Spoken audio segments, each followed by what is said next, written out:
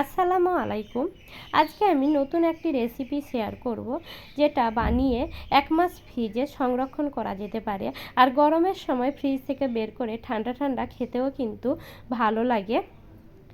তো স্কিপ না করে ফুল ভিডিও দেখার অনুরোধ থাকলো। আর আমার ভিডিও ভালো লেগে থাকলে আপনারা লাইক, কমেন্ট, শেয়ার অবশ্যই করবেন।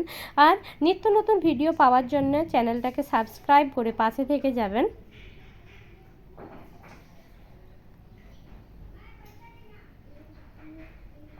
তো চলে যাব আজকের রেসিপিতে। আজকে আমি ম্যাঙ্গো জেলি বানাবো।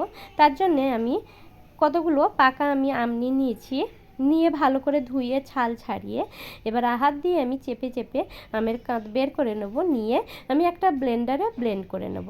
এই যে আমি ব্লেন্ড করে নিয়েছি। এবার গ্যাস জ্বালিয়ে কড়াই বসিয়ে আমি ব্লেন্ড করা আমটা দিয়ে দিয়েছি। আর দিয়ে দিলাম পরিমাণ মতো চিনি। চিনির পরিমাণটা আপনারা যে যেমন মিষ্টি খান সেই রকম দেবেন।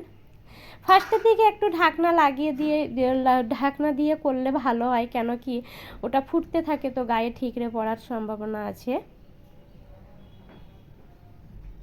আর আমি 4 চামচ মতো আমি কর্নফ্লাওয়ার জলে গুলে আমি দিয়ে দেবো। দিয়ে আমি ভালো করে নাড়তে থাকবো। এটা 2 কাপ মতো আমার হয়েছিল, এই জন্য 4 চামচ আমি কর্নফ্লাওয়ার দিয়েছি, তাহলে জেলিটা ভালো করে বসবে।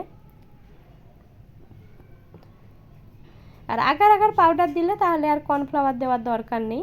1 কাপে 1 চামচ আগার আগার পাউডার দিলে হয়ে যায়। দিয়ে আমি ভালো করে নাড়তে থাকবো।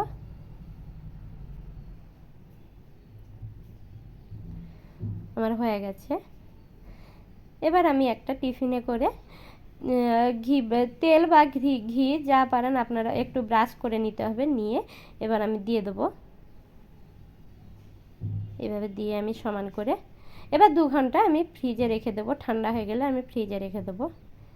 এই যে 2 ঘন্টা পর এরকম হয়েছে।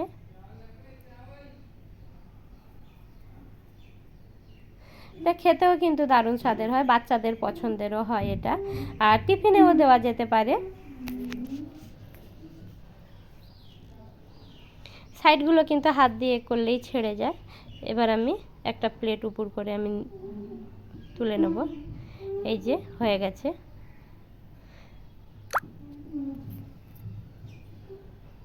এবার আমি পিস কেটে নেব ছোট ছোট করে।